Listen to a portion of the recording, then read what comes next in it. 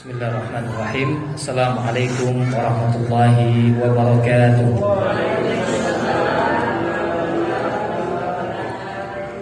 Alhamdulillahi rabbil alamin, wal 'aqibatu lil muttaqin, wala 'udwana illa 'alal zalimin.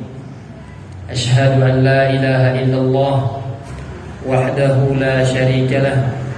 Asyhadu anna Muhammadan abduhu wa rasuluhu sallallahu alaihi wasallam. Qala Allah Ta'ala fil Qur'anil Karim, a'udzu billahi minasyaitonir rajim. Ya ayyuhalladzina amanu taqullaha haqqa tuqatih wa la tamutunna illa wa antum muslimun. Allah Subhanahu wa Ta'ala berfirman dalam banyak ayat mengingatkan kepada manusia agar senantiasa bertakwa kepada Allah Subhanahu wa Ta'ala. Allah Subhanahu wa Ta'ala mengatakan, ya ayyuhalladzina amanu taqullah.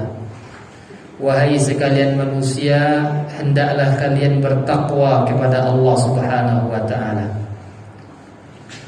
dengan sebenar-benar takwa. Wala tamutunna illa wa antum muslimun. Dan janganlah kalian, kata Allah Subhanahu wa Ta'ala, mati menghadap Allah Subhanahu wa Ta'ala kecuali dalam keadaan menyerahkan diri sepenuhnya kepada Allah Subhanahu wa Ta'ala. Salat dan salam kepada Nabi kita Muhammad sallallahu alaihi wasallam. Bapak Ibu yang dirahmati Allah Subhanahu wa Ta'ala, kembali kita bersyukur kepada Allah Subhanahu wa Ta'ala atas limpahan nikmat Allah yang begitu besar yang Allah Subhanahu wa Ta'ala karuniakan kepada kita.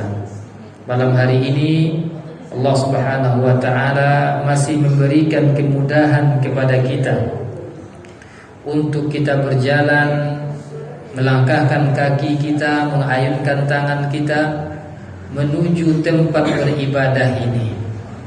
Di saat sebagian kaum muslimin tidak lagi memenuhi panggilan Allah Subhanahu wa Ta'ala. Hayya 'alas shalah, hayya 'alal falah. Orang Arab, panggilan bagi mereka itu ada dua. Hayya, satu dengan hayya, dengan huruf ha dan huruf ha. Kalau mereka menggunakan huruf ha, hayya, itu ajakan juga, ayo. Tapi ajakan ini boleh dipenuhi dan boleh tidak dipenuhi. Kemudian orang Arab juga menggunakan huruf ha, hayya. Panggilan ini atau ajakan ini, makna bagi orang Arab adalah sebuah ajakan yang tidak pantas untuk tidak dipenuhi. Itu maknanya. Hayya 'alas shalah. Mari kita melaksanakan salat. Suatu ajakan yang tidak pantas untuk kita tidak penuhi. Hayya ilal mat'am, itu boleh tidak dipenuhi. Ayo kita pergi ke rumah makan, hayya. Tapi kalau sudah hayya, ini panggilan atau ajakan yang tidak pantas untuk kita tidak memenuhinya. Hanya Allah Subhanahu wa Ta'ala mensyariatkan azan itu dengan menggunakan hayya, bukan dengan hayya. Bagi setiap siapapun yang mendengarnya, yang jatuh kepadanya kewajiban untuk melaksanakan sholat berjamaah, maka wajib atas mereka untuk memenuhinya.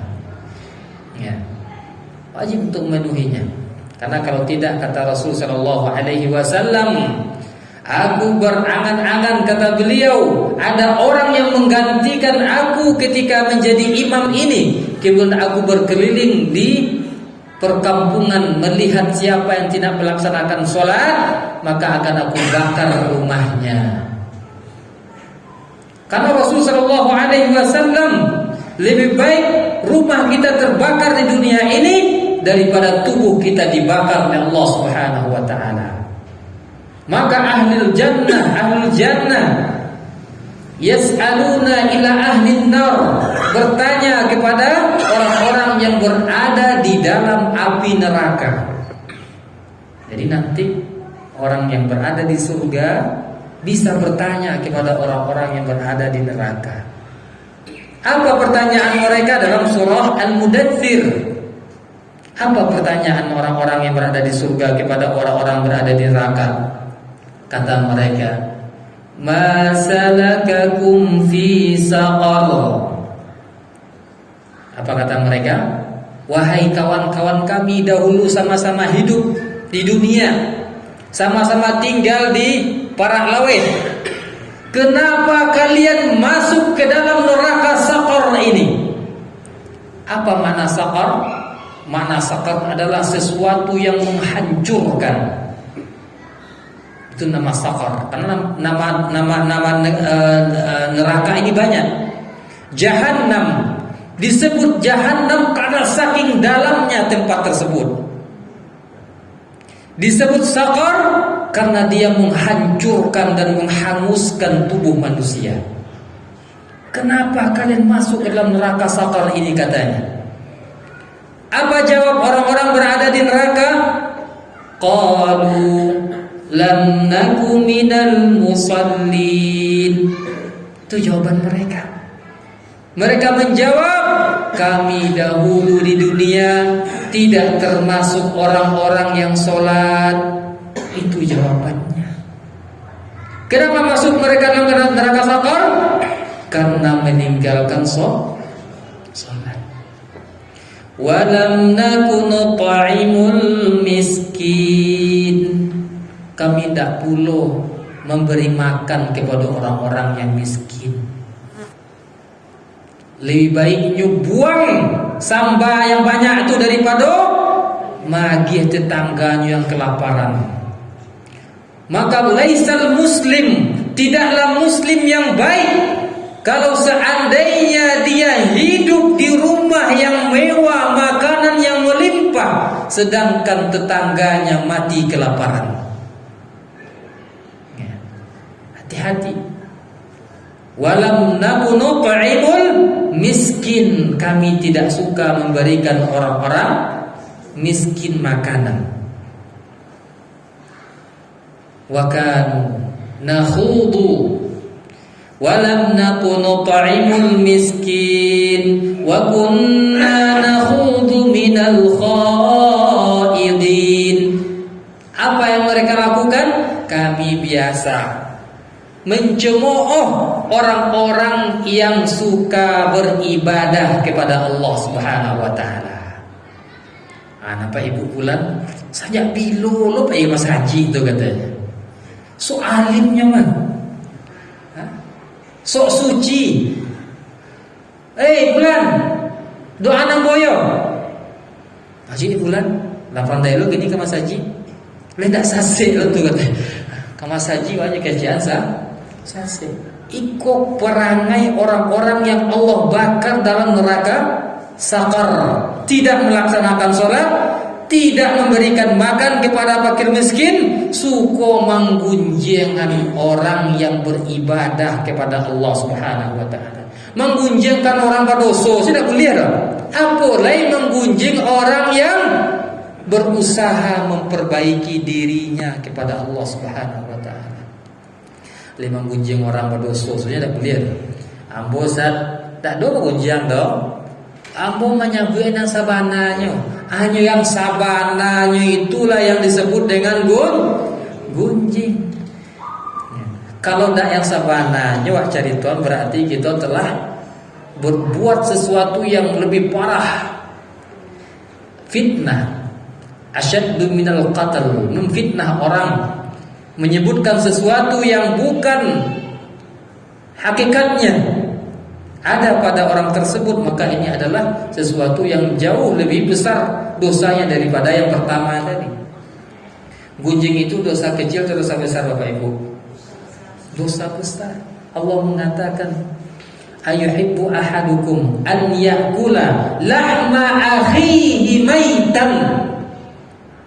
Apakah suka di antara kalian memakan daging saudaranya yang telah mati? Kenapa diumpamakan seperti itu? Karena tatkala kita menggunjing saudara kita tersebut di belakangnya, dia tidak bisa membela dirinya, seperti mayat yang tidak bisa membela dirinya. Ini maknanya. Apakah suka di antara kalian, kata Allah Subhanahu wa taala, memakan daging saudaranya yang telah mati? Fakarihtumu, tentu kalian tidak menyukainya. Tidak ada yang di antara awak menyukai daging daging hewan saja yang telah mati tidak suka. Daging ayam, sapi, apalagi daging manusia. Manusia itu perumpamaan orang yang menggunjing orang lain di belakangnya. Maka para ulama mengatakan gunjing ini termasuk dosa besar. Apalagi karajonya menggunjing orang-orang yang beribadah kepada Allah Subhanahu wa taala. Kalau walun bisa awak melakukan nyolai, jangan puluh awak memburu-buruan orang lain. Atau ibu tu celik tu. Pandai lu nyapai umroh katanya. Padahal dia belum bisa melaksanakan, orang pula digunjingi. Dulu nak pakai jilbab, begini lah pandai lu pakai jilbab. Alhamdulillah, hendaknya kita ucapkan. Kalau tidak, boleh jadi nanti kita ditanya oleh kawan kita yang ada di dalam surga. Apa kata mereka? Ma salakakum fi saqar? Kenapa kalian masuk dalam neraka saqar ini? Qalu lam naku minal musallin wa lam naku nut'imul miskin wa kunna nakhudu minal khaidin. Bapak Ibu dirahmati Allah Subhanahu wa taala. Pada malam hari ini kita akan membahas sebuah tema yang berjudul tafsir surah Al-Ikhlas dan keutamaannya. Surah Al-Ikhlas, surah yang sangat populer di tengah-tengah kita. Surah yang sangat senang kita membacanya. Hampir semua kita hafal. Bahkan sebelum pandai baca Al-Quran kita sudah hafal surah ini, karena saking seringnya mendengar. Akan tetapi, sudahkah di antara kita memahami akan makna dari surah yang singkat ini, akan tetapi maknanya sangat dalam. Surah ini Bapak Ibu dirahmati Allah Subhanahu wa taala, surah yang kata Rasulullah sallallahu alaihi wasallam memiliki nilai seperti sepertiga dari Al-Qur'an Karim. Sebagaimana hadis Nabi sallallahu alaihi wasallam, an Abi Sa'id anna rajulan sami'a rajulan yaqra'a qul huwallahu ahad. Bahwasanya Sa'id bin Khudri bercerita, suatu hari ada seorang laki-laki mendengar kawannya laki-laki lain membaca qul huwallahu ahad, yuraddiduha, dengan bacaan tidak sekali saja, tapi ulang-ulang membacanya qul huwallahu ahad Allahu samad sampai akhir 4 ayat itu diulang-ulangnya.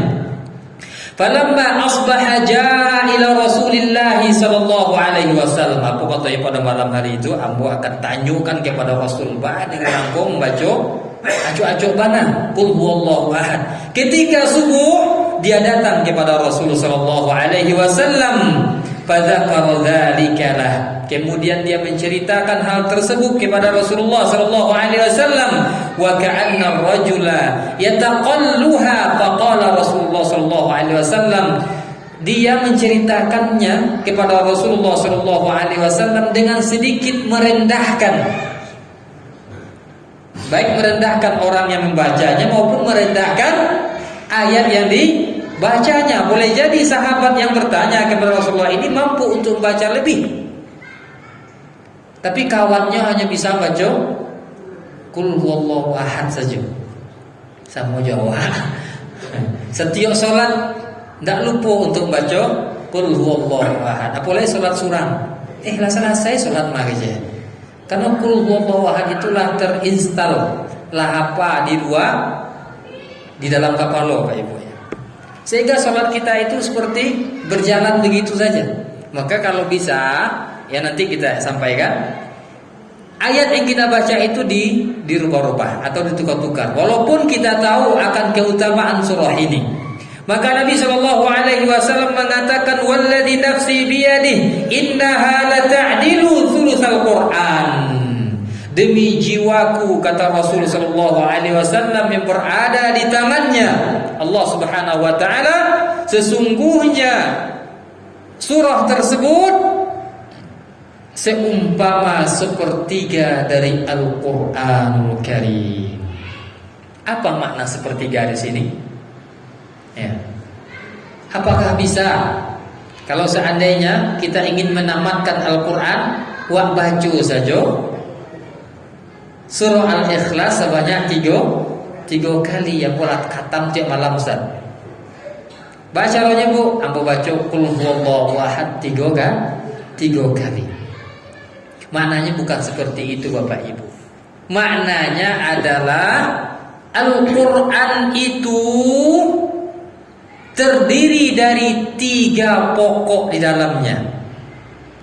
Dalam ayat yang sangat banyak, lebih daripada 6.000 ayat. Kalau halamannya dalam Al-Quran lebih dari 630 juz. Banyaknya dalam Al-Quran. Ya. Semuanya itu kembali kepada 3 pokok. Apa itu? Yang pertama berisi tentang kisah-kisah. Maka Bapak Ibu kalau baca Al-Quran itu, kalau bisa baca maknanya, maka akan kita temukan hampir di seluruh surah-surah yang panjang itu berisi tentang kisah. Kisah Nabi apa yang paling banyak dalam Al-Quran?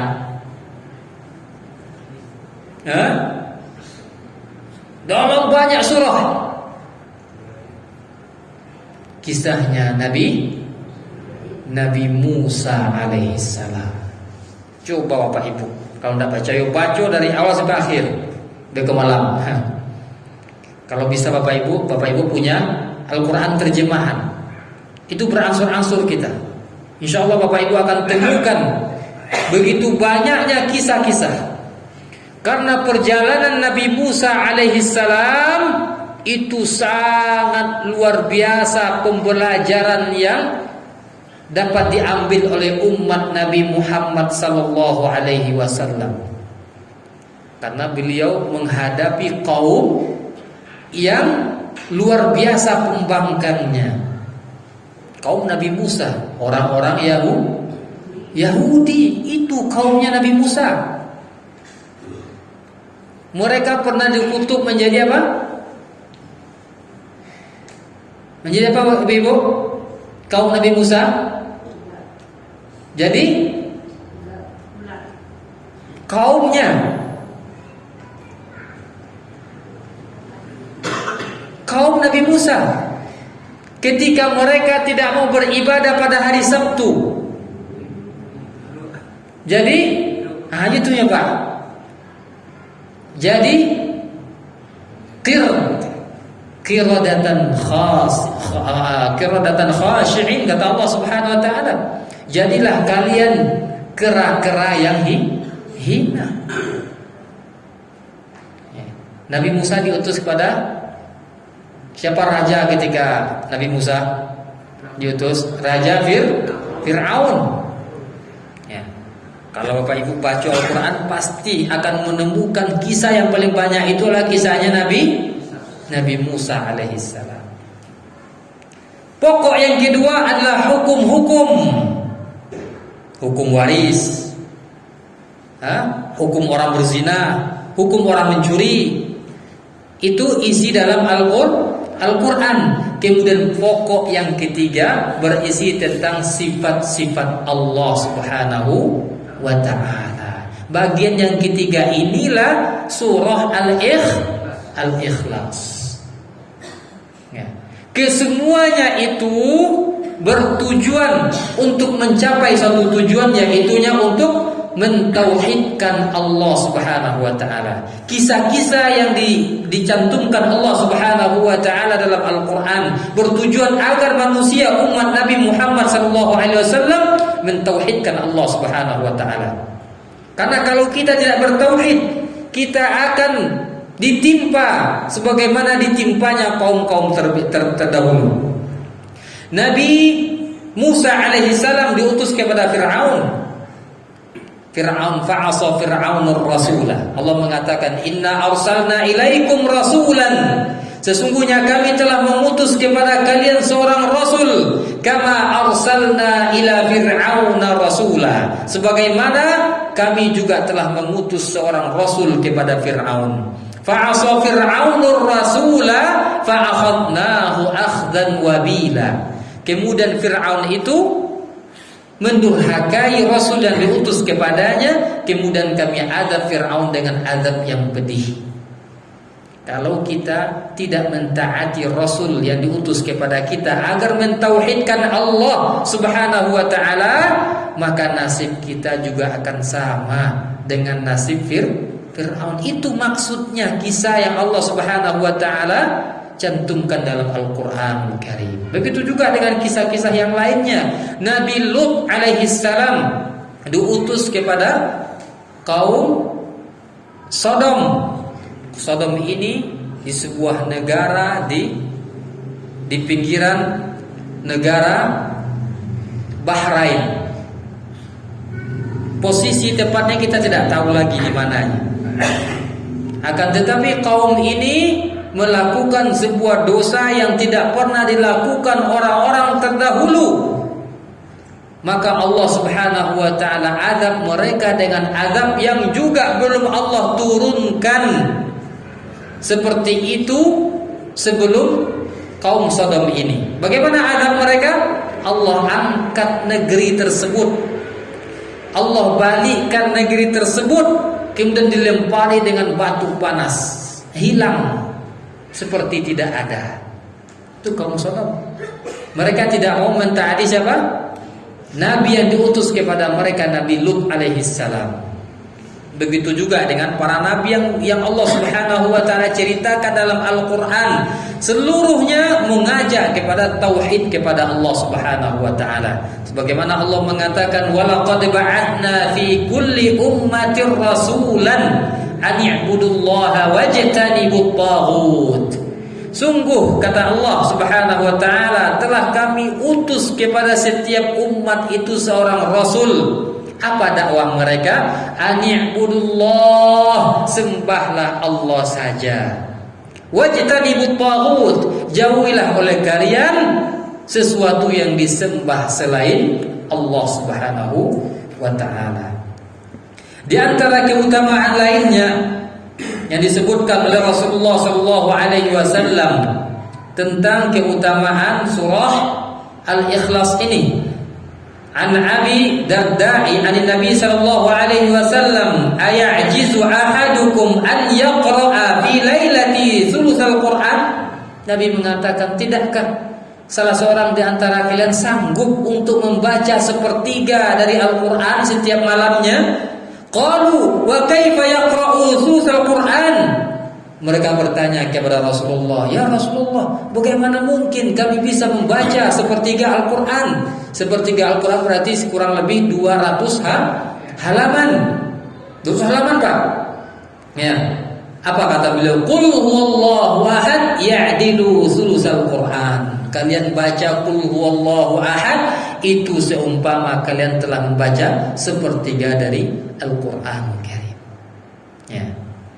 Maka sebelum tidur, di antara ayat yang disyariatkan kita untuk membacanya adalah Qul huwallahu ahad. Ya, maka baca sebelum tidur, Bapak Ibu yang dirahmati Allah Subhanahu wa ta'ala.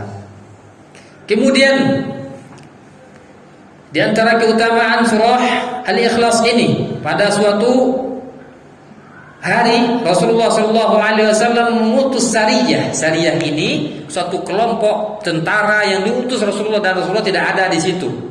Karena kalau ada Rasulullah bersama kelompok tersebut namanya ghazwah. Kemudian mengutus mereka ke sebuah kampung untuk berdakwah dan menunjuk seorang panglima perang. Panglima perangnya ini setiap sholat selalu membaca Qul huwallahu ahad. Ya, selalu membaca Qul huwallahu ahad. Maknanya adalah imma dia membaca Al-Fatihah dulu, kemudian baca ayat, kemudian rakaat keduanya bacaannya apa? Qul huwallahu ahad. Atau dia membaca dalam satu rakaatnya itu 2 surah sekaligus. Umpama dibacanya surah At-Tin misalkan. Sebelum dia rukuk dia baca dulu surah Al-Ikhlas. Ya. Itu dikerjakannya sehingga ya kawan-kawannya yang lain memprotesnya, kamu kok sholat membaca surah Al-Ikhlas terus? Sedangkan kami mengetahui kamu punya hafalan yang sangat banyak. Karena Rasulullah tidak akan mengutus suatu kaum yang dipimpin oleh orang yang tidak hafal Al-Quran. Orang ini hafal Al-Quran Bapak Ibu ya. Kemudian apa kata dia? Kalau kalian tidak suka ya tidak apa-apa.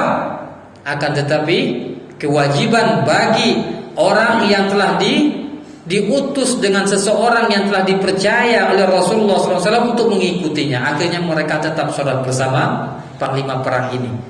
Kemudian mereka kembali kepada Rasulullah bertanya kepada Rasulullah SAW, maka Nabi menjawab, saluhu li ayyi syai'in yasna'u dzalika. Tanya oleh kalian kenapa panglima kalian itu senantiasa membaca surah Al-Ikhlas dalam salatnya. Maka ditanyakan kepada orang ini, maka dia menjawab, li'annaha sifatur rahman fa ana uhibbu an aqra'a biha. Apa kata dia? Karena di dalamnya kata beliau terdapat sifat Ar-Rahman, Allah Subhanahu wa taala, dan aku sangat mencintainya untuk selalu aku baca. Mendengar hal itu Rasulullah sallallahu alaihi wasallam menjawab, akhbiruhu annallaha yuhibbuhu. Sampaikan oleh kalian kepada panglima kalian tersebut, sesungguhnya Allah Subhanahu wa taala mencintainya. Ya, kalau betul-betul mencintai surah ini, boleh baca banyak-banyak Bapak Ibu. Tapi kita alasannya kan bukan karena cinta, tapi karena tidak ada yang bisa dibaca. Ya, tidak ada yang bisa dibaca. Maka kita akan pelajari pada malam hari ini dengan waktu yang tersisa apa makna yang terkandung dalam surah Al-Ikhlas. Kalaupun setelah ini kita sering membacanya, kalau bisa kita munculkan khusyuk kita dalam membacanya, sehingga kita membacanya dengan cinta kepada Allah Subhanahu wa taala, sehingga Allah pun akan mencintai kita. Sebagaimana sahabat Nabi ini, Allah mencintai dia karena sebab dia mencintai surah Al-Ikhlas. Tafsir ayat pertama, Qul huwallahu ahad. Pertama, Allah Subhanahu wa taala memerintahkan untuk mengucapkan, hati-hati Bapak Ibu, Qul bukan kul, huruf qaf. Karena kalau kita baca kaf, qul artinya katakanlah. Katakanlah. Kalau berubah huruf kaf, kul, maka artinya makanlah. Ya. Makanlah. Hati-hati kita mengucapkan makharijul huruf. Kul huwallahu ahad artinya makanlah, dialah Allah yang Maha Esa. Tapi yang benar adalah Qul huwallahu ahad. Katakanlah, jawablah. Karena sebelumnya ayat ini turun disebabkan orang-orang Quraisy, orang kafir Quraisy atau orang Yahudi datang kepada Rasulullah sallallahu alaihi wasallam. Wa ya Muhammad, ceritakan, akhbirna ma nasab Allah. Bagaimana nasab Allah itu katanya?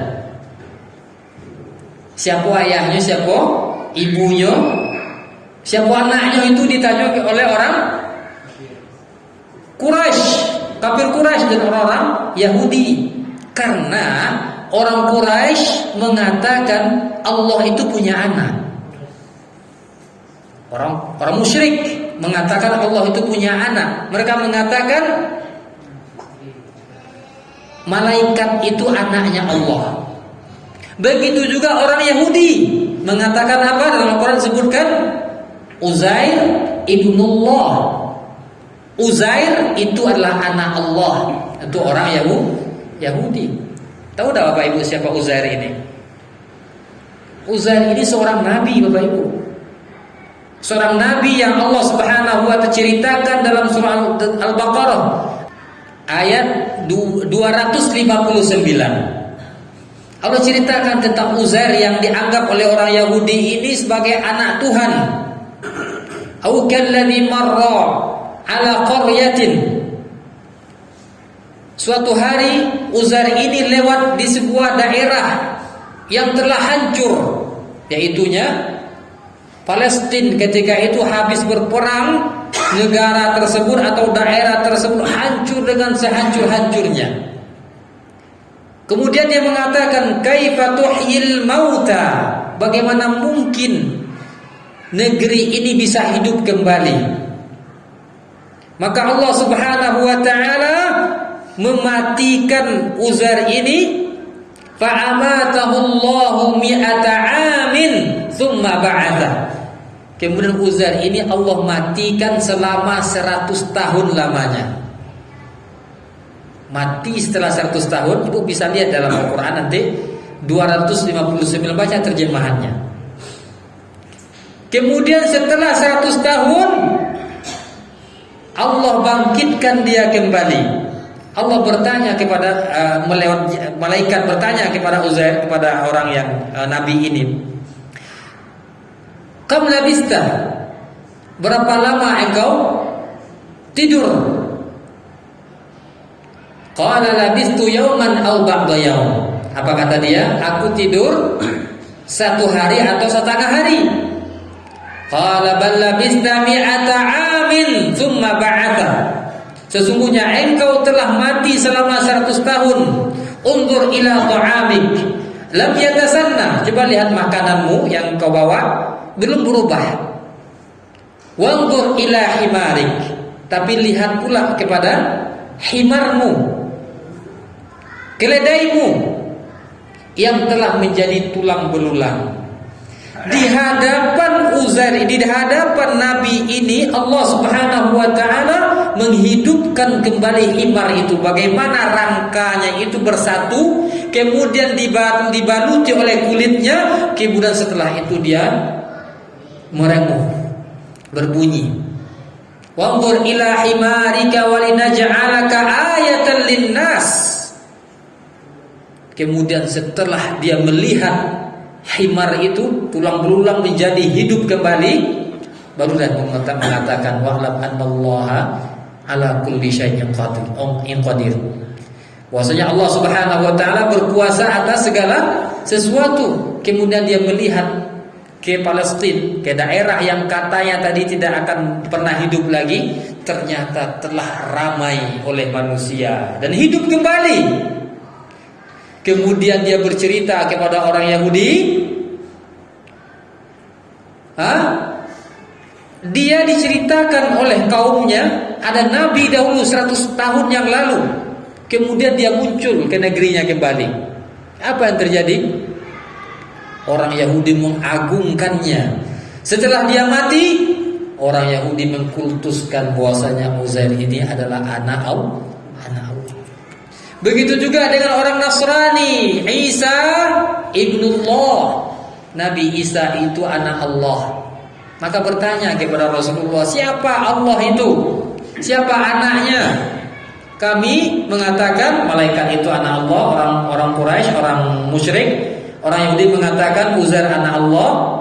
Orang Nasrani mengatakan Isa ibnullah. Maka Allah menjawabnya, qul huwallahu ahad. Katakan wahai Muhammad, jawablah apa yang mereka tanyakan kepadamu. Dialah Allah yang Maha Esa. Kemudian apa makna Esa di sini? Al-wahid witr, alladzi la syabiha lah, wala nadhira wala sahabah, wala walad wala syarik. Al-Wahid di sini maknanya adalah Maha Esa, tidak ada yang serupa dengannya, tidak ada yang sebanding dengannya, tidak memiliki istri ataupun anak, dan tidak ada sekutu baginya. Allahus Samad, ayat kedua.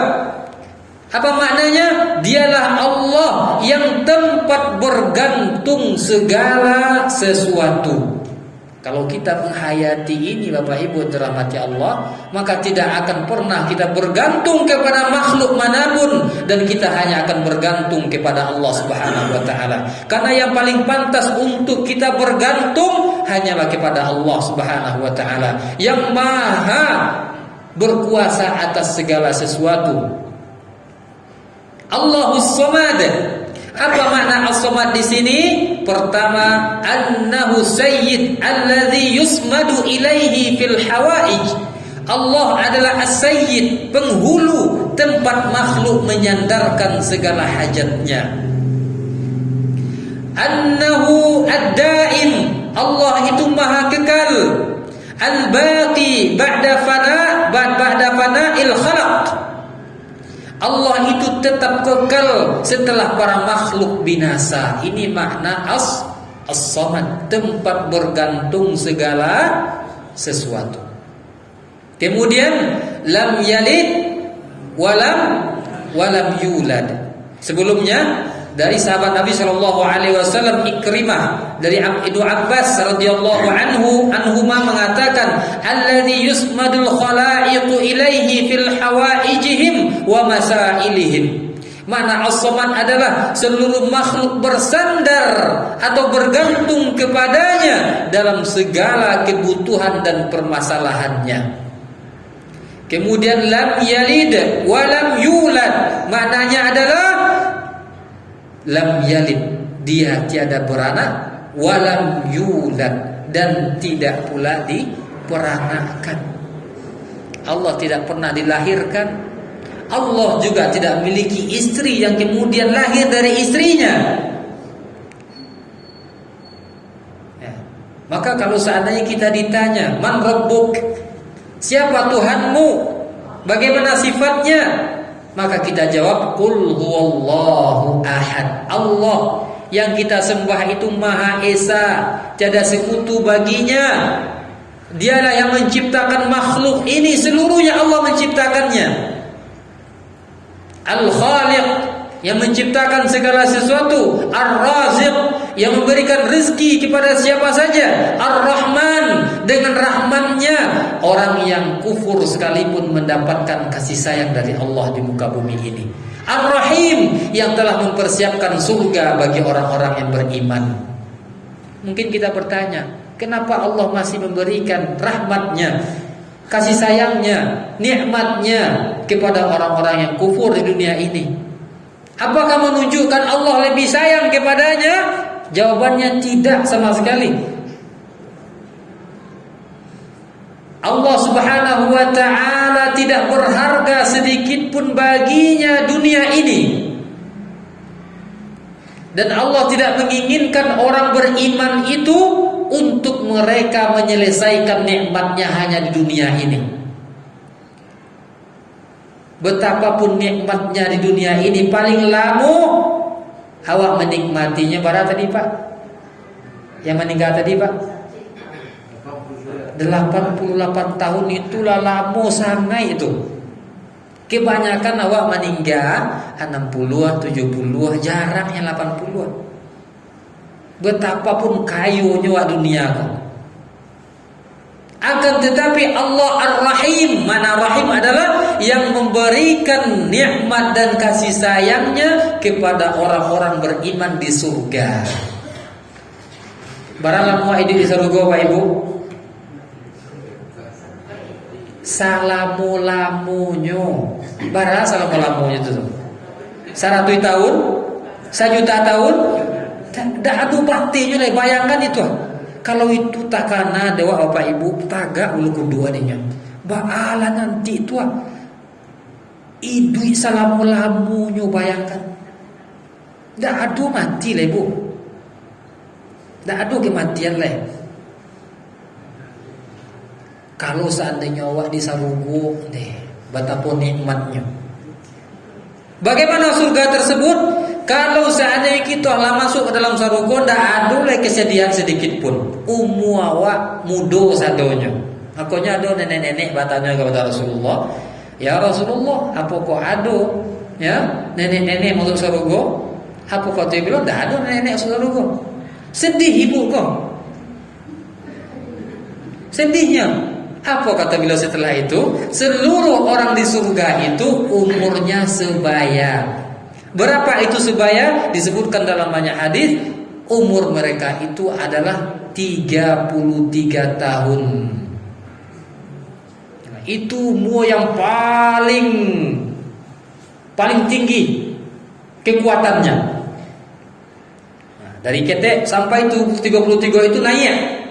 Mulai 33 bansos nurun, sampai 10 nurun, 50 nurun, 60 nurun, 70 lah sama lo jauh anak 1 tahun. Lah merangkak awak jalan pak. Lah 80 sama jo anak 2 bulan. Lah di mandian dia orang. Lah di ceboan, apa boleh kalau 100 tahun. Serupa orang barulah. Lah iya. Begitu kehidupan manusia. Umur 33 tahun itu puncaknya. Maka di surga nanti umur kita 33 tahun seluruhnya. Tidak ada lagi kematian. Tidak ada lagi kesedihan. Itu Ar-Rahim, Allah Subhanahu wa taala. A'adatu li ibadiyas shalihin, kata Allah. Aku telah persiapkan untuk mereka yang beramal soleh itu. Apa itu?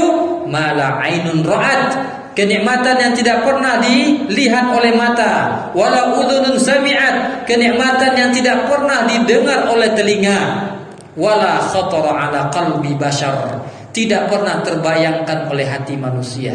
Iko yang waharuhan dalam kehidupan Bapak Ibu. Adapun kehidupan dunia bara-bana susahnya, lebih bisa juga makan, lebih bisa juga tersenyum. Bara-bana kayu awak pasti juga merasakan kesedihan.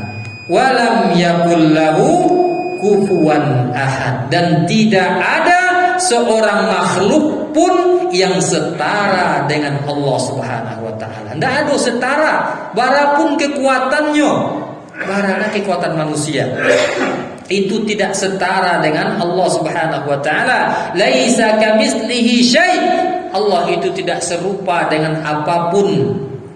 Maka jangan pernah kita berpikir tentang zat Allah. Oh, Allah itu tidak perlu.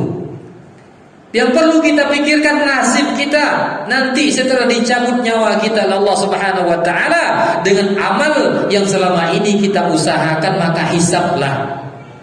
Hasibu anfusakum qabla an tuhasibu. Hisablah diri kalian sebelum kalian dihisab oleh Allah Subhanahu wa taala. Subhanakallah bihamdika asyhadu an la ilaha illa anta astaghfiruka wa atubu ilaik. Wassalamualaikum warahmatullahi wabarakatuh.